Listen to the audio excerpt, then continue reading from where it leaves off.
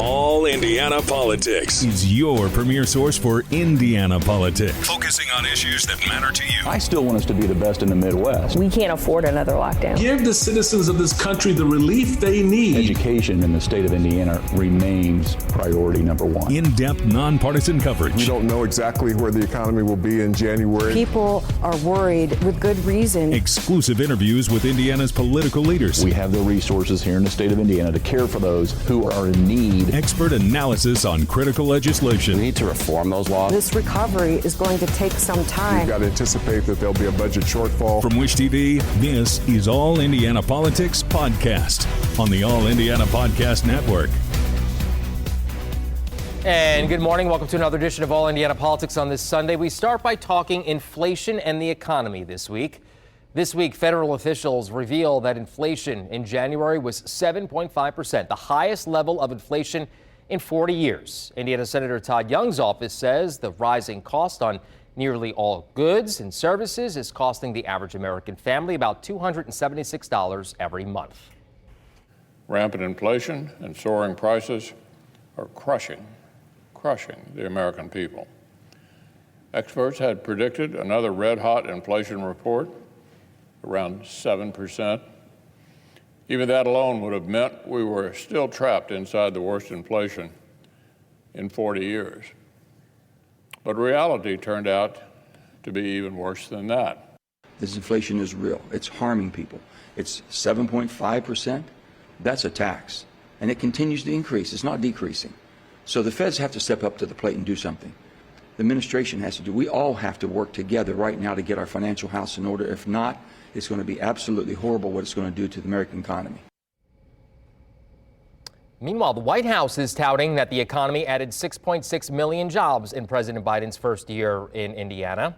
State leaders say Indiana's economy gained 82,400 jobs in 2021. The state's Democrats are hitting the road again, touring the state to credit the Biden administration's American Rescue Plan as the main reason for the jobs explosion. This legislation literally pulled us back from the brink during some of our darkest days in the midst of a global pandemic. During Governor Holcomb's State of the State address last month, he portrayed the state as having a rosy future, that now and in the future our economy will be thriving. He said Hoosier families had better days ahead. But what he didn't say is that Indiana's bright economic future is due largely to Democratic support. The America Rescue Plan is fully funding the ready $500 million investments in our state. So these $500 million will go to communities because Hoosier Democrats did the hard work of making it happen. And let's welcome in Democratic Representative Kerry Hamilton. Kerry, good to see you. Thank you for joining us. My pleasure, Phil. Thank you. The party, as you very well know, starting another big push to talk about jobs and crediting it to the administration. Your thoughts? Well, I'm excited to be part of the Democratic Party's job tour because there's federal support that's come to Indiana that Democrats supported on Capitol Hill. Indiana Republicans in the congressional delegation did not support it.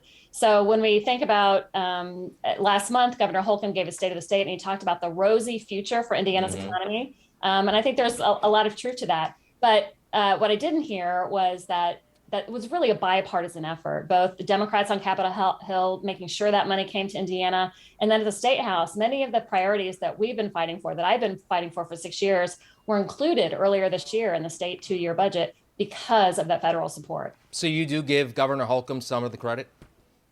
Well, sure. I mean, it's bipartisan, right? But this was the first time in a very long time that the budget received that bipartisan support. And that is because we were able to make some prudent, smart, kitchen table investments that we really need to make for Hoosiers, thanks to Democrats on Capitol Hill, frankly. That being said, inflation through the roof.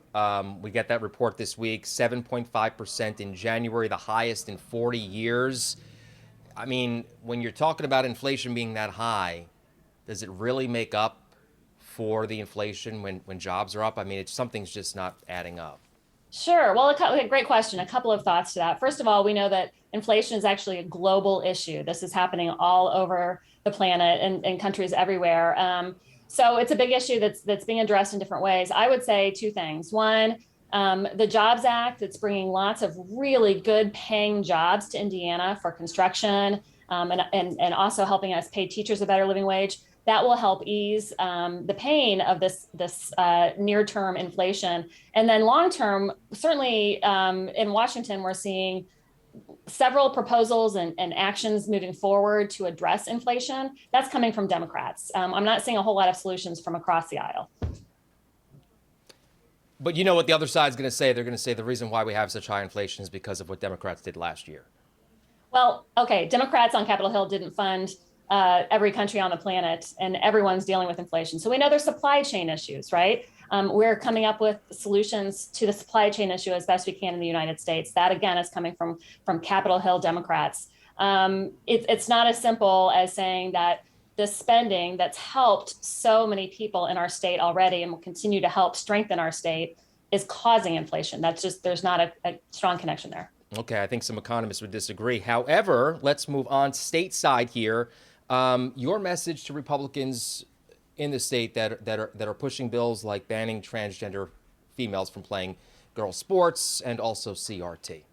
Well, I would just say, I don't think Hoosiers really want us to spend our precious time at the State House on these divisive social issues. Very, very divisive culture wars, really. I want to talk about what we've been able to do this year because of that money coming to our state. I want to talk about the $1 billion that we were able to backfill for public education after years of taking money out of that system so that our teachers might decide to stay. Phil, I've been knocking on doors in my district for 6 years. And from day one, I met teachers who were getting out of the profession, teachers who loved what they did because they just couldn't financially stay in the field. Yeah. And we're starting to turn that because of this money that we've received from Democrats. And so that's really exciting for our state moving forward, trying to keep teachers in the classroom, keep our schools strong with support for our schools.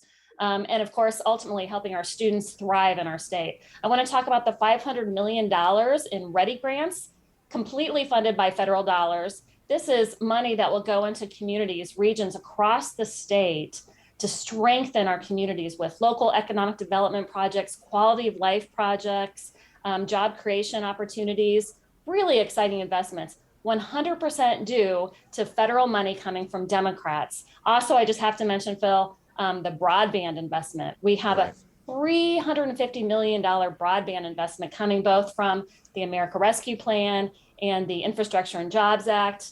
Again, not a single Republican from Indiana voted for those bills, but that money will fund essential investments to connect our communities and our people to opportunity in every corner of the state. Let me jump in one more question before I let you go because we're running out of time. Democrats came into this session putting a priority on legalizing cannabis. That hasn't garnered much attention. If not now, then when, in your opinion? Well, I hope sooner rather than later. I think it's a smart change that we need to make as a state. Catch up with our neighboring states, bring in some revenue, regulate the industry, make it make sense for Hoosiers. Certainly keep it away from anyone under 21, et cetera. Make it make sense for our state and our economy. Yeah. Democratic State Representative Kerry Hamilton, thank you for joining us. My pleasure. Thank you, Phil. All right, coming up, the Indiana Speaker of the House resigns from his job with the College Board during the heated debate over what can be taught in Indiana's classroom. He explains the decision next on All Indiana Politics.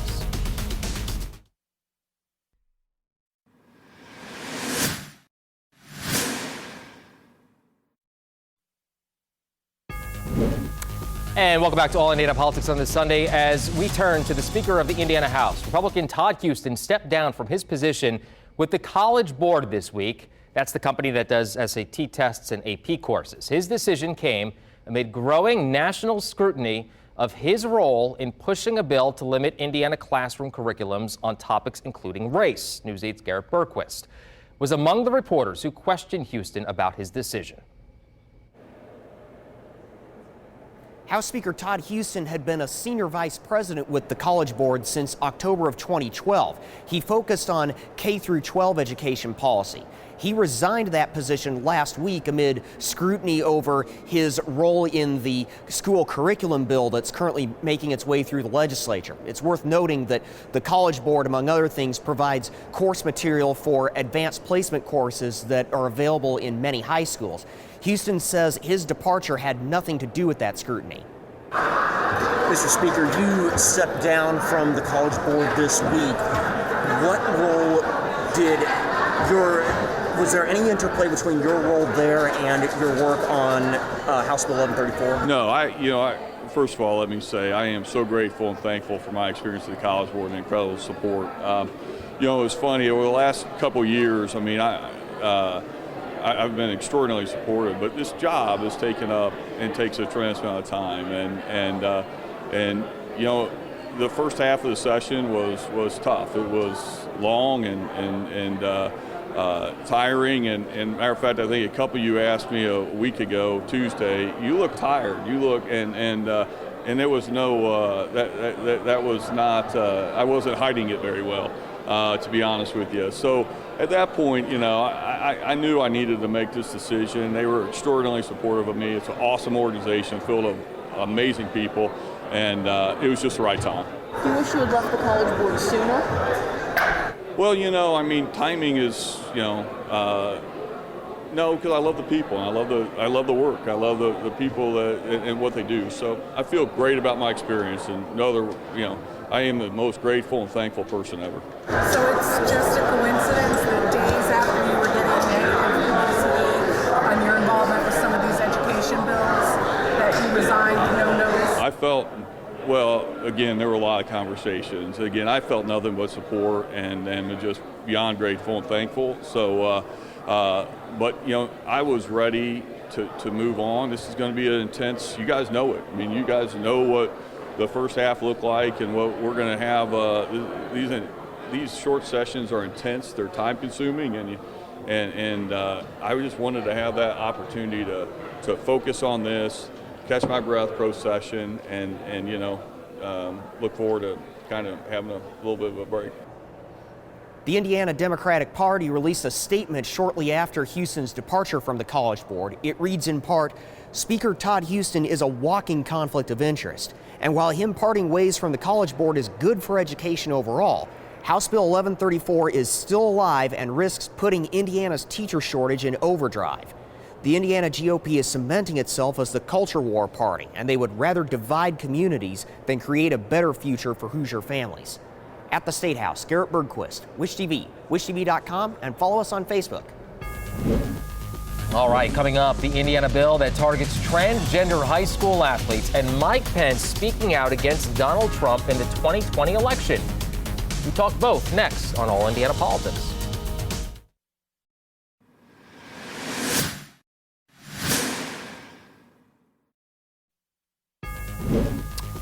And welcome back to All Indiana Politics as we welcome back Tom John, former Marion County Republican Party chairman, and Kip Tu, former chairman of the Indiana Democratic Party. Gentlemen, good to see you.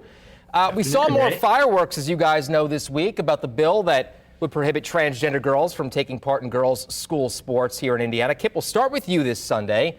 Can Democrats bolster enough public support to kill that bill? Well, I hope so. And I want to say a couple things about it if I can. We've got a lot of important things going on in the state of Indiana, a lot of issues. There's a bill in the Senate right now that would try to help bicyclists who are being hit and maimed by cars, and hundreds of them across the state. I think there's been one transgender issue in 60,000 students across the state of Indiana. The fact that we're wasting time for something like this in a short session is beyond me. And all it really is doing is hurting transgender children. It's not helping girls' sports. It's not preserving girls' sports. It's just hurting the most vulnerable people in our society. And we really ought to just throw it in the trash bin. It's really divisive and hurtful. Tom, is it a waste of time?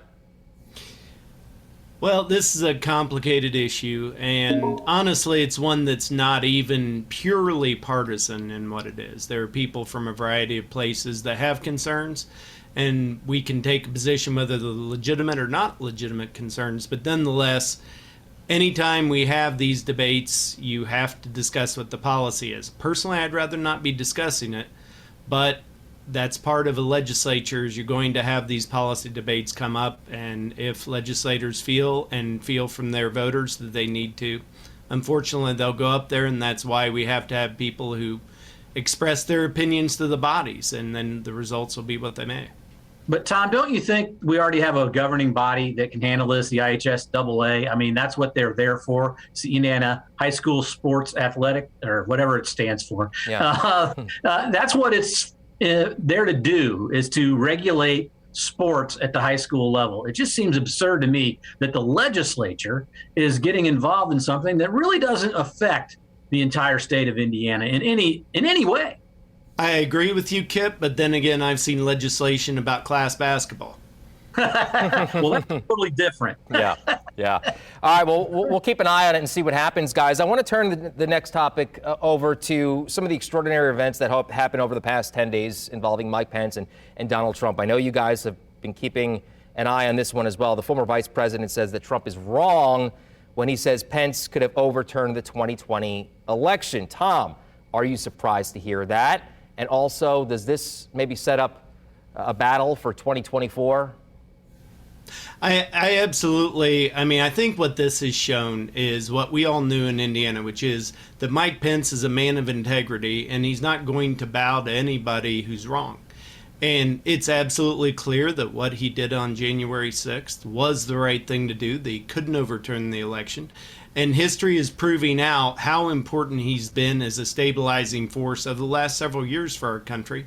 And I think this positions him well as the adult in the room in a country right now where people can't talk, people can't get to the issues, to be a man who can step up and actually have a discourse and be a legitimate candidate and somebody who will be a real contender in the presidential race. Kip, what was your take on this? I think there's some polling that supports the position that Mike Pence took, and that's why he took it, most likely. And I'm glad to see it. I mean, I think it was the minimal thing someone could do in the position that he had. Yeah, he could have attempted to break the law and gone down as an insurrectionist with the rest of us.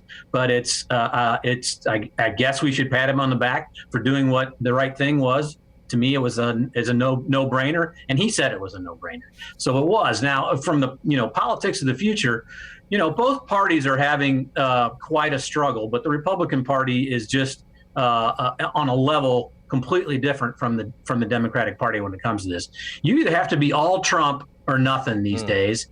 Pence deciding not to be all Trump is a pretty bold move in the party, I suppose. We'll see how far it takes. There's even one person, I think, this week who went to Trump Tower. She didn't get the endorsement. She went to Trump Tower to beg. Yeah. It's just pathetic. Tom, so is that true? Do you have to be all Trump or nothing in the Republican Party these days? No, I don't think it is true. I think you have obviously some people who are very big supporters of our former president. But you look at the Virginia governor's race, that was not really a Trump-centric race by any stretch. It was a policy race, and it was one that the Republican won Youngkin won going away. So I think that's overplayed, and it's overplayed for certain people's purposes. And I think that good leaders will ultimately win elections, and you have people that have their opinions, and you have to have big tents if you're going to have political parties. And so you'll have people in the Republican Party that are Trump supporters, but you'll have others that just want to see good policy, and then you'll have some that are both. Well, speaking of policy, let's talk the economy real quick. I have about less than 2 minutes left. Specifically inflation. Kip, I'll come to you on this one. I lean heavily on my wife when it comes to politics. She's pretty apolitical, okay? So I kind of watch her. She's obviously a suburban wife, a suburban mom. Okay, so when the inflation topic comes up, she went grocery shopping and she came back with a lot of choice words. So going forward, how are Democrats going to I guess, argue against the fact that inflation isn't on them come midterm elections? Well, the politics of it for Democrats at the moment aren't great, mostly because we have the presidency and the House and the Senate, of course. And so it falls on us, even though it isn't our fault. I mean, no one is blaming defense spending for inflation, although we had a huge increase in defense spending. It's global issues that are causing inflation. It's supply chain. It doesn't have hardly anything to do with what the decisions are being made in the House and the Senate in the president's office. It does have something to do with what the Fed's doing. Yeah. And I noticed that you saw, or that Manchin was talking about the Fed's got to try to do something. The White House is going to do what they can do, but it's beyond the White House in a lot of ways. It is on them. Tom, real quick, 20 seconds left. Take us home. Well, the bottom line is that there's a lot of spending and attempted spending in Washington, D.C. The only way you pay for that is printing money. And the Fed doesn't have much choice in that when we're running the debt up. All and right. that is going to drive inflation. We'll see what happens. Gentlemen, always good to see you. Have a good rest of your weekend. We'll be right back.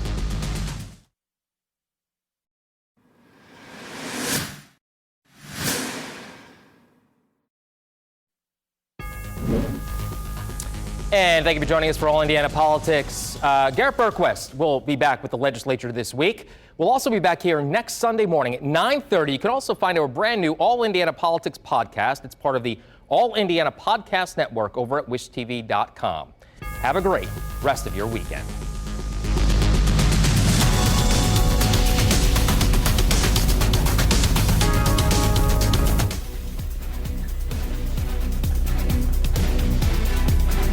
From Wish TV, this is All Indiana Politics Podcast on the All Indiana Podcast Network. Watch All Indiana Politics live Sunday mornings at 9:30 on Wish TV and at wishtv.com. Subscribe to this podcast and listen weekly here on the All Indiana Podcast Network. And be sure to discover even more great podcasts at allindianapodcastnetwork.com.